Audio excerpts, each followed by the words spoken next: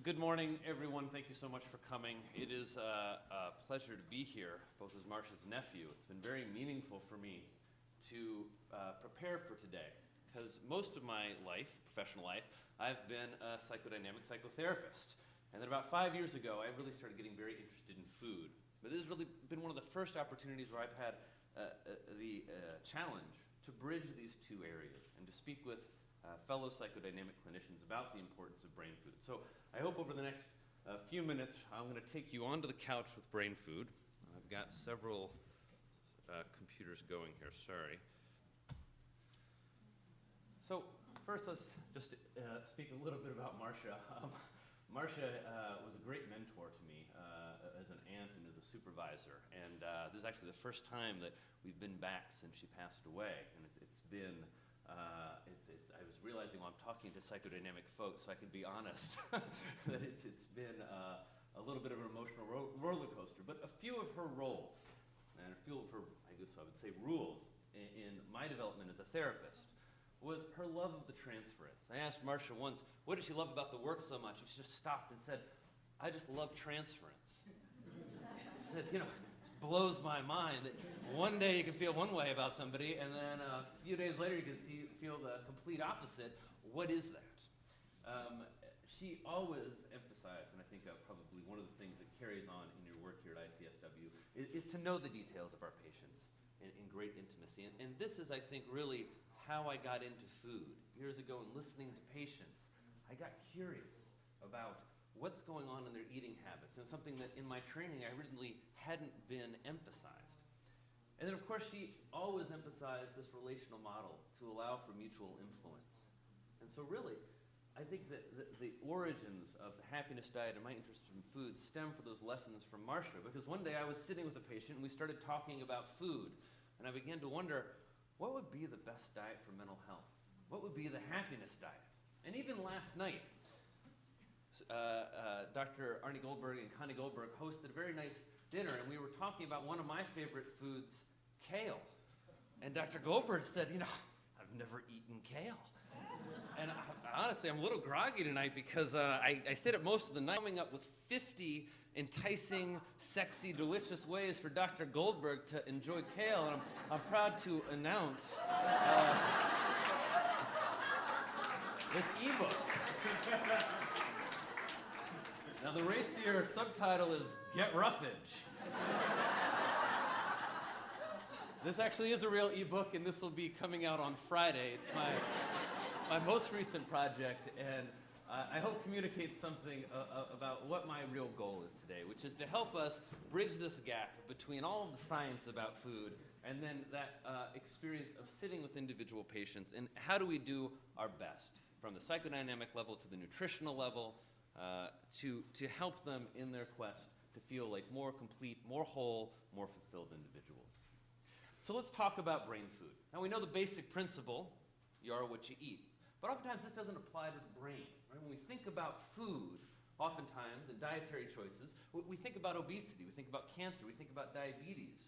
But I kind of felt left out as a physician. Where's the talk about dementia? Where's the talk about depression? Where's the talk about ADHD? These don't make the same types of headlines. But they should, because your brain is made of food.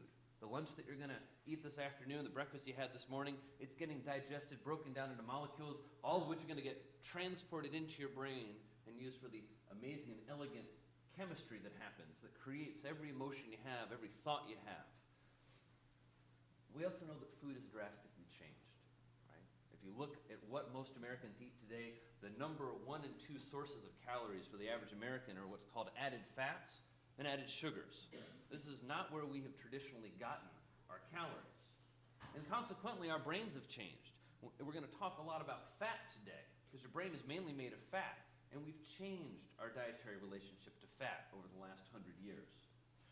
Today, I hope to go over some of the evidence, because it's been pouring in over the last 5 years, and it's been pretty consistent, and in some ways, it's a very simple lesson.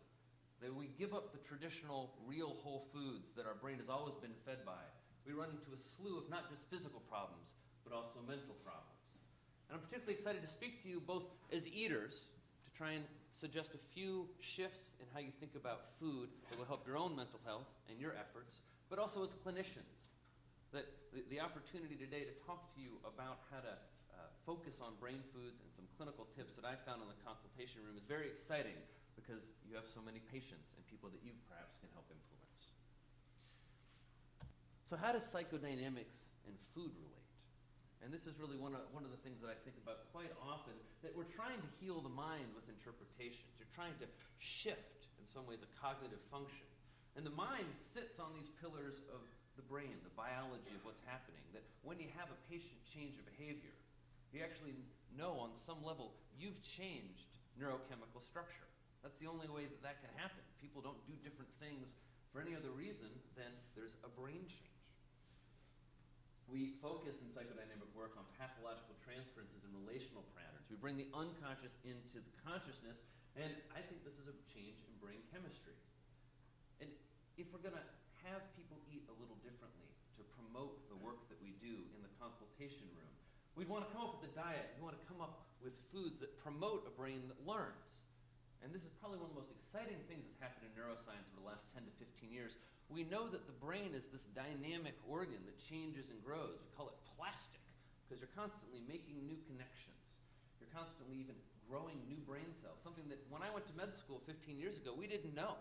So it's very new science, and it turns out that actually the food choices you make every day greatly influence your brain's ability to grow and to heal. So what's happened to food? Well, it might be surprising to learn, but corn is a reasonably new food, and it forms one of the base foods of the modern American diet. Before 1600, there was no corn in Europe. And when Columbus came back, he brought with him a little bit of corn. And that corn spread throughout Europe because corn is such an efficient vegetable, such a cheap food source, that people began to base their diet on corn. But when they came across the Atlantic back to Europe, they forgot a key ingredient. They left behind the tradition that actually unlocks a key ingredient in corn. Traditionally, corn is always prepared using a process called nixtamalization. That's when you mix a base lime with the corn and let it sit overnight. And this unlocks vitamin B3, or niacin. When you base your diet on one food, like corn, and you don't unlock niacin, you begin to have some significant problems. What began to emerge, like squeaking children, what began to emerge in Europe were reports of people who couldn't go out into the sunlight. Their skin was thick and pale. They couldn't sleep at night. They were up all night. They were aggressive. They were easily irritable and agitated. And people began to hear rumors about a new class of being, vampires. And you begin to wonder, if you compare those symptoms of pellagra, literally means sour skin in Italian, with the symptoms of a vampire. They look very similar. This is a gentleman who's suffering from pellagra, and he looks a little bit like a vampire to me. So when we switch over to a cheap food, a monoculture, and we lose tradition in how we prepare foods, we begin to get sick. Why is that? Well, part of the reason is that mental health is brain health. That these symptoms that people are having, that we experience in the consultation room as depression, as anxiety, as irritability, that again stems from brain connections. And traditionally, we've separated the mind and body. It's caused a kind of huge split in the field of psychiatry between the psychodynamic clinicians who like to talk and the biological clinicians who like to medicate. I would argue that that's a real false separation, that we're all working on the same thing. We're all working to heal brains. And that food presents an opportunity for all of us to influence brain health. As I said earlier, we hear a lot about the risk of diabetes, heart disease, and cancer. And I just threw up a couple of PET scans here just to make the point that when you have these illnesses, you have a greatly increased risk of depression because your brain functions differently. And we know now in depression, we also see tremendous functional differences in the brain. The brain comes from a foundation in the pharmacy. I like to think that everything that you need for a healthy, happy brain can be found on a farm. And as somebody who likes to garden and farm, I often wonder about the molecules that are coming out of my garden. And it's one of the, I think, the very exciting ways to think about food and nutrition is how those molecules make it from good, rich organic soil into our brains. I think that's the foundation of good mental health, is good, wholesome food. But now we also know we have a tremendous number of pharmacy options. And it's been very interesting, really, over just the last 15 years to see what's happened. Today, the top class of medications prescribed in America are antidepressants. About 12% of Americans take an antidepressant. And also, we have an increase in medications for ADHD and dementia. Now, as a psychiatrist who prescribes medications, I look at this and I think, hey, this is good. This is some great news. But then, like everyone else, I wonder, what's going on? We had an increase from 1996, 5.6% of Americans took antidepressants. In 2006, that went up to 10%. In the span of 10 years, you have a doubling, and now it's up to 12%. So is there something that we're overlooking? Are there other interventions besides talk therapy and medications that we could use in the consultation room to help patients? I also, of course, want to make the point, part of me as a psychiatrist and as a mental health clinician think these numbers look good because maybe we're just doing a better job diagnosing and treating mental illness. We all have worked with patients who desperately need medication. And when they get them, they can do that rich psychodynamic work. So in no ways do I want this to come across as sort of anti-medication. But I do think it fuels a question of what more could we be doing. And so I decided, clearly what the world needed was cheeseburgers. Now, why write a book with a cheeseburger on the cover? Well, part of it is that, as we've talked about, food has changed. And this burger on the cover, the Happiness Diet burger, is different than your typical fast food burger. The beef comes from a grass-fed cow, meaning there's a different mix of fats. It actually creates what I've been calling low-calorie beef. You get organic vegetables. Why? Well, there are no pesticides, and there's a greater concentration of nutrients. Nutrients that we don't count, called phytonutrients, or plant-based nutrients, things like quercetin and camphorol. These are powerful antioxidants found in plant-based foods. You get more of them when you grow foods organically. There's some grass-fed cheese in there. Why? Well, again, when you grass-feed ruminant animals, you give rise to a very special fat called CLA, conjugated linoleic acid. And that's a fat that is amazing. It looks like it fights cancer, looks like it fights belly fat, and in the Petri dish, it protects brain cells from stress. So, excuse me, the notion of the Happiness Diet was to look at how our diets had changed and what could be pulled out of that data to create a set of foods and meal plans based on whole food that are optimal for mental health. The real question I had is, can you eat to build a better brain? And I think the evidence is increasingly clear that you can. A diet that's based with seafood, whole grains and legumes, a diet that has grass-fed beef instead of grain-fed beef, a diet rich in leafy greens, a diet that includes farm-fresh eggs, one of the most nutrient-dense, low-calorie foods on the planet, and then lots and lots of healthy fruits. I think over time creates not only a healthier and stronger, more resilient brain, but a brain that has a lower risk of numerous psychiatric illnesses. It's not a new idea. These paintings are from the 1600s. They make the point that your brain is made of food. So when you sit and you're looking at a dietary choice at every meal, I'm asking that instead of just counting calories, you think about what are the nutrients that your brain needs. We're going to talk about a few of these. There are essential elements of happiness. And I throw up this slide just to emphasize a few of them for two reasons. One reason is this is not what we say to patients. We don't say, you know, tomorrow I think you should eat a little bit more vitamin B1. Because that really doesn't translate. But these are the fundamental gears of your brain, basically. Some of them might be surprising, like fiber. Well, we know that the majority of serotonin in your body is actually in your gut. And fiber keeps your gut healthy. And we're increasingly, it's for cutting-edge science, learning how there's gut-brain connection. When your gut is unhealthy, which we all kind of intuitively know, you don't feel well.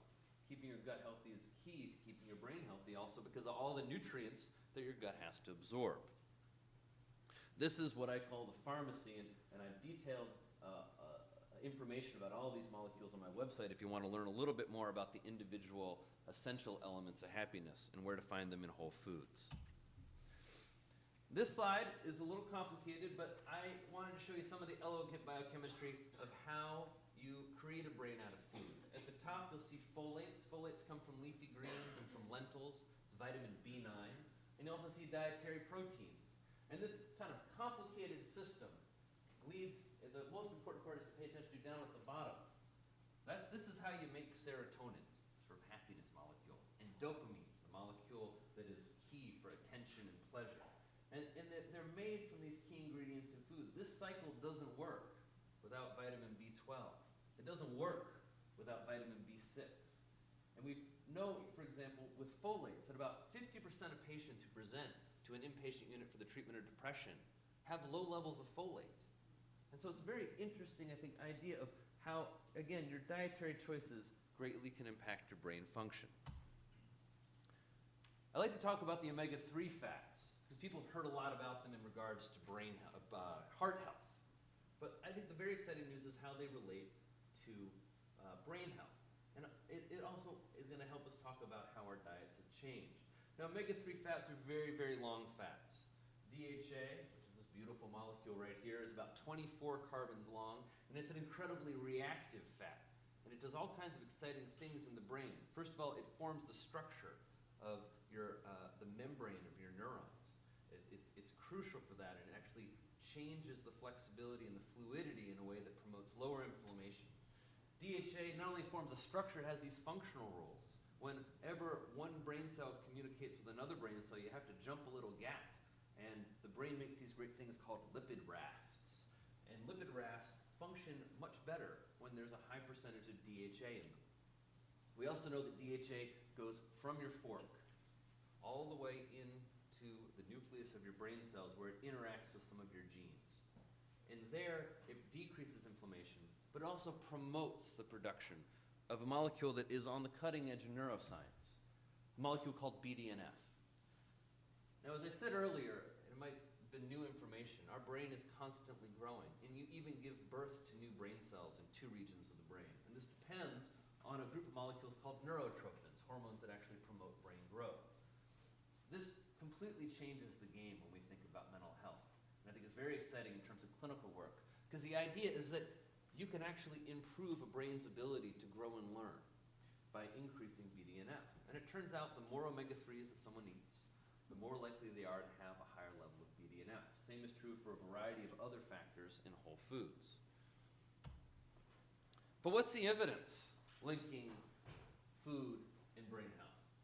Now, here's a human trial that I have undergoing. A little irritability. Usually she's a very, very happy baby. But I throw this slide up because in the midst of finishing the happiness diet, my wife and I, my wife mainly, got pregnant, and we started building another brain. And suddenly this kind of esoteric information became very, very personal. What are we actually going to feed her? What am I going to feed my wife every day to promote the best brain possible and the best future possible for my daughter? The study I love to talk about called the INCA study. ADHD, again, afflicting lots and lots of kids. The main treatment we have for those are stimulant medications. This study took children off of their regular diets and put them on a very simple whole food diet. Over about 6 weeks, they ate just rice, turkey, lamb, vegetables, fruits, even some foods that I don't particularly recommend, like margarine and vegetable oil, but the point was to get them off of processed foods, because that's really the enemy to mental health right now. What happened was very, very surprising. 70% of the kids no longer met criteria for ADHD. And you have to then wonder, what are we diagnosing? Are we diagnosing a real brain-based illness? Because we certainly know some people have those. Are we diagnosing a change in diet that has happened very subtly over the last 30 to 40 years, which now gives us food that makes us sick? Does good food equal good mood, is the other question.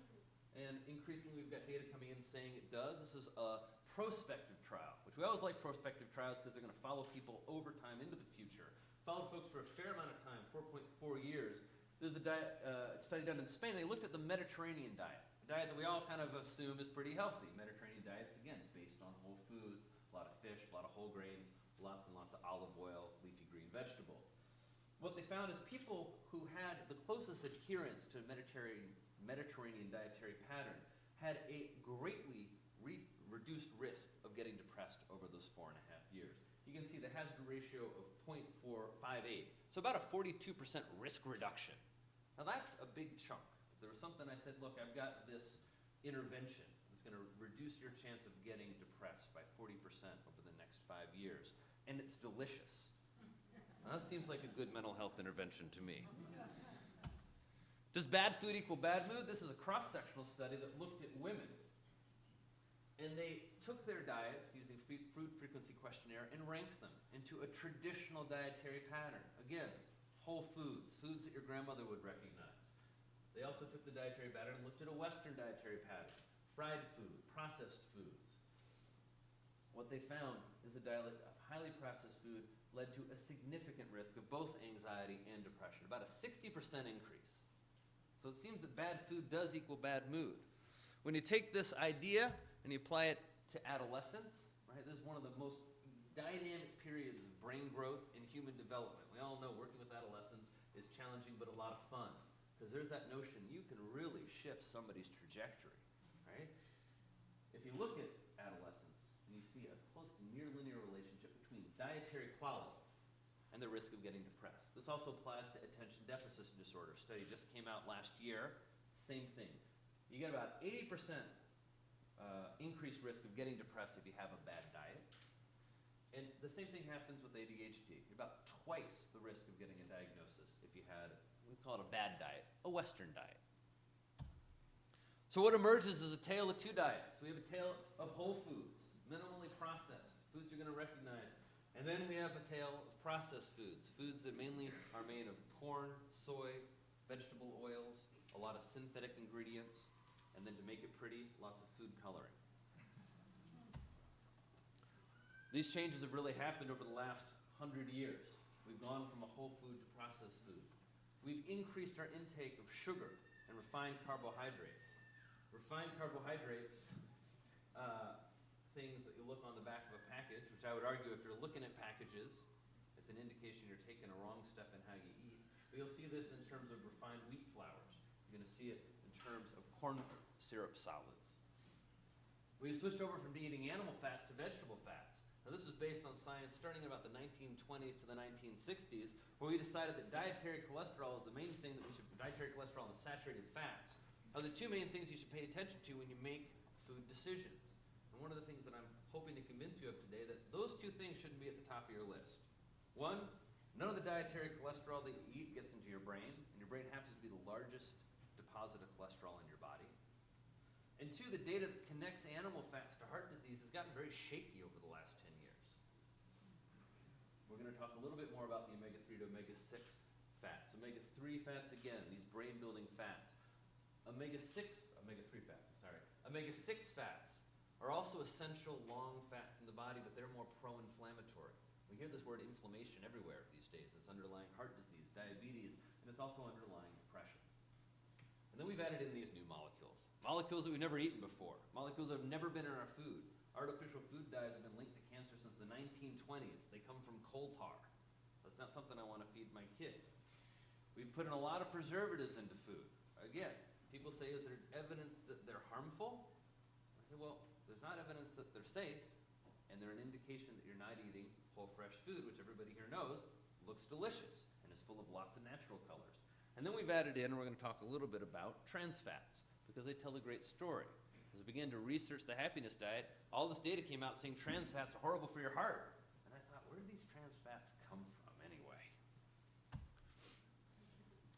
Everybody knows we eat too much sugar, right? But if you look at the increase in sugar, what has happened is absolutely stupendous. Our sugar consumption in 1800 was about 5 pounds of sugar per person per year. There's a quote in the happiness diet about King Henry III, who wrote off to the colonies and said, please get me 3 pounds of sugar, if so much could be had at once. Today, the average American eats 52 teaspoons of sugar every single day. We consume, on this graph, about 115 pounds. Other data from the USDA says the average American eats 156 pounds of sugar every single year. That's a 3,000% increase in the span of 200 years. Now, what's wrong with sugar? I mean, we like sweet stuff because evolutionarily, it's a signal of safe calories. But the problem with sugar is it's just fuel. Your brain actually mainly runs on sugar, but empty calories, like refined sugar, don't come with any of these other nutrients, these other essential elements of happiness that are required to process that sugar, use that sugar, and have a healthy brain. In fact, in nature, out there in the natural world, you can't find sugar without these other nutrients. It's only in new food that that's happened. We've also changed meat. I got a cheeseburger on the cover of a book. I get in trouble with the vegans a lot. But I think it's important to note that a lot of people feel meat's unhealthy for them. And the first point about that I would want to make is that we've changed meat. This is now how we raise chickens. 100,000 birds in one room. They're fed antibiotics so they grow faster. They're fed a lot of corn and a lot of soy. They take 56 days to go from a chick to the butcher. We've changed beef. No longer do we mainly grass-feed animals, eating what a ruminant stomach is made to digest, grass. We feed and finish animals in feedlots. And again, you get a different nutritional quality, and you get a much more calorically dense beef when you feed it this way.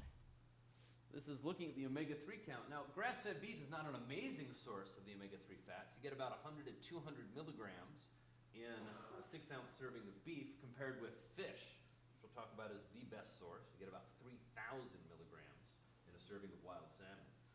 But I think it's interesting to note how the omega-3s disappeared. So what we do now in America is we take cows from the pasture, we put them in a feedlot, we finish them out, and you lose the omega-3s. You lose this brain-building fat. Not only that, we don't really even eat meat that looks like meat anymore. A variety of deli meats where these compressed pieces of meat, everyone heard about pink slime earlier in the year, get injected with things like gluten, with things like seaweed carrageenan, with food dyes, with preservatives. It's not even close to the real meat we used to eat.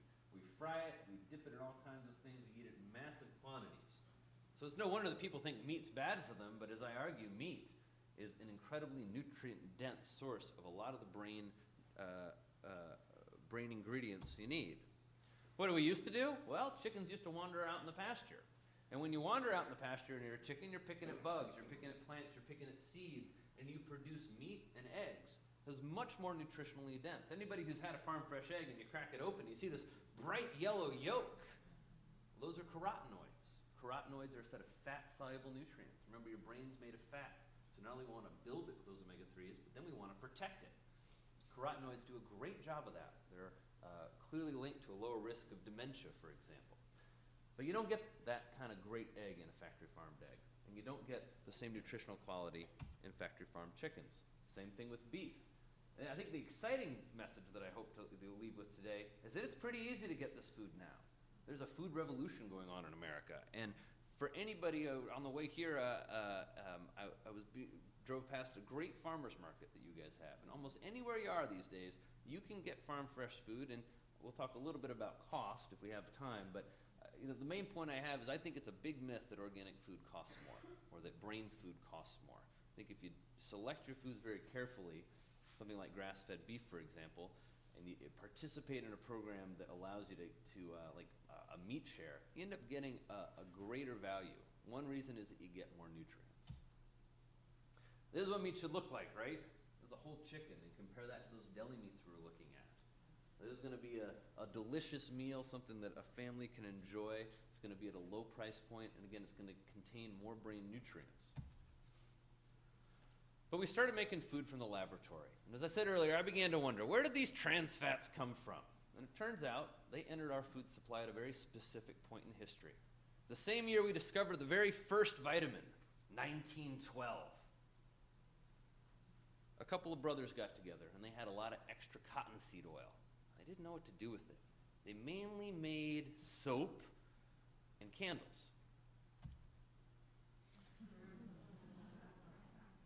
A German biochemist named Edward Kaiser had discovered a process by which he could heat up oils, mix in a little metal catalyst, bubble hydrogen through it, and make what is liquid at room temperature solid. And he came actually to speak to the Procter & Gamble brothers with a little vial of this pearly white substance that became Crisco. They had this waste product, cottonseed oil, and now they could turn it into something that looked a lot like lard. Now at this point in 1912, the main dietary fats that we were eating came from butter and lard. And they rolled out Crisco with the first ever big marketing campaign. It was a healthy food. It was a clean food. It was a new food, right? This was a time when science was a new and exciting thing. You can see here, the bad news is you have cancer. The good news is Crisco's delicious. It's digestible. And you can see these, beautiful ads that got generated, right? The way you make a Crisco shortcake. And it didn't stink up your kitchen. They got doctors on board who, based on no science, said this is a much, much healthier fat. Crisco at that point was primarily hydrogenated cottonseed oil. And hydrogenated cottonseed oil is the source of trans fats. Now, about 8 years later, we started seeing a huge uptick in what was deemed a new disease. People started having lots of heart attacks. And I have to wonder if some of these dietary shifts we begin to see are one of the reasons that we saw such a surge. We also changed the ratio of fats. We talked a lot about the omega-3 fats, and I just wanted to throw up the traditional diet has had a balance between these omega-3s and omega-6s. They actually compete for the same enzymes. So if you eat a lot of omega-6 fatty acids, you actually don't have the enzymes to make the omega-3 fatty acids. We eat a lot of corn, a lot of soy, a lot of sunflower oil, and look at these ratios. As opposed to 1:2 or 1:3, that's the ratio in grass-fed beef. We get 1:40, 1:39. You get a huge amount of omega-6s that have come into our diet, and they've compromised our ability to process and deal with omega-3s. And this is the story of modern food. We've created our food in a laboratory. We've colored it. We've increased our intake of all kinds of different sugars and simple starches. And now, we're sick. Now, how did it used to be? Why does getting farm fresh food matter? As I said, you get more nutrients. And also, you get fewer pesticides. Now, this is, again, I put up this slide because we reach a limit where we can get a clear answer in science. People want to ask the question, well, are pesticides bad for my health? This is a study that looked at 23 elementary school-age kids and followed them for 15 days. For the first 5 days, they took urine samples and just had them eat their regular diet. And then on day number 5, they gave them an all-organic diet. And you can see here the level of 2 pesticides in their urine goes to 0. Now, people like to say, well, are those pesticides harmful to my health? The pesticide's a neurotoxin. And all I know is that if I gave you a choice, hey, here's some food with pesticides in it, and asked you to feed it to your kid, you'd probably say what I'd say. You'd say, no way. I don't want that in my kid's diet. And I think it's just, again, an interesting and provocative slide to say you can quickly decrease the amount of pesticides in your body by just making a simple switch over to organic foods. So can you eat to build a better brain? I think with some simple rules, you actually can. I'd ask you to count brain nutrients, to not just think about calories. Think about things like the omega-3 fats. Think about things like vitamin B12. Think about nutrient-dense foods. I'd ask you to cut out processed foods. Why? Well, that's where all the bad stuff comes from. If you fix your fats, stop just thinking about saturated fats, start thinking about the omega-3 fats and the monounsaturated fats and making those the base of your diet. I think that helps eaters a lot because you feel more full. We've always eaten fat. Fat's not the enemy. It's the wrong fats that are the enemy. Everyone agrees we should eat more plants, but I'd also remind you we don't count the most important molecules, these phytonutrients. Things like in that kale, there's this phytonutrient sulforaphane. Sulforaphane improves your ability in your liver to detoxify all kinds of nasty things in the environment. It supercharges your vasculature. It's an amazing, amazing antioxidant. We don't count that in the typical nutritional breakdown of food. And then I'd want you to move to complex carbs so you don't spike your blood sugar. You don't spike your insulin levels, which you know that puts you in fat storage mode, setting you up for this disease that we now call metabolic syndrome, a combination of hypertension, hypertriglyceridemia, obesity, and diabetes. Now, you're clinicians, and I wanted to talk to you just a little bit about the clinical encounter, because is this neutral is kind of what I wonder when you ask people about food. Because when you speak with me, I clearly have a little bit of a bias. And over the last several years, I've talked to all my patients about food. And I have to tell you, it's a real simple intervention. Assessing diet, I don't do anything fancy or complex. I don't have any questionnaires. I just ask people in every assessment that I do, tell me about what you eat. What I'm listening for in this are the high quality quality, nutrient-dense foods that I think are the key to brain health. People should be eating more seafood and a variety of seafood. People should be eating meat, in my opinion, because it keeps you full, it's nutrient-dense. People actually already eat a lot of meat. We eat between 100 and 200 pounds of meat per year per person in America. People say, well, red meat's unhealthy. As a clinician, I say, the average American eats 70 pounds of red meat a year. And so I feel an obligation to help them make a better choice in that red meat. Leafy greens, key to keeping full, key to getting that folate that was the top of that methylation cycle. I listen for the sources of fat and attitudes towards fat. I listen for sources of sugar. I listen to processed food. I particularly listen for the most concerning response I get.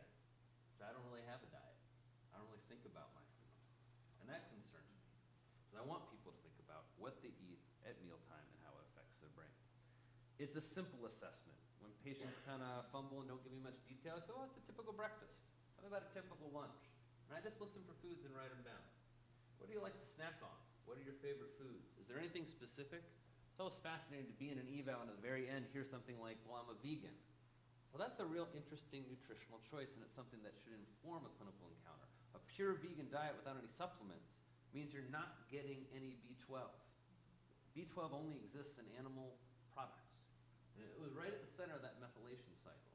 Over time, someone who's on a vegan diet doesn't take vitamin B12 in supplement form, their brain will actually deteriorate and shrink over time to the point where you have irreversible nerve damage. That's the kind of thing we should ask patients about.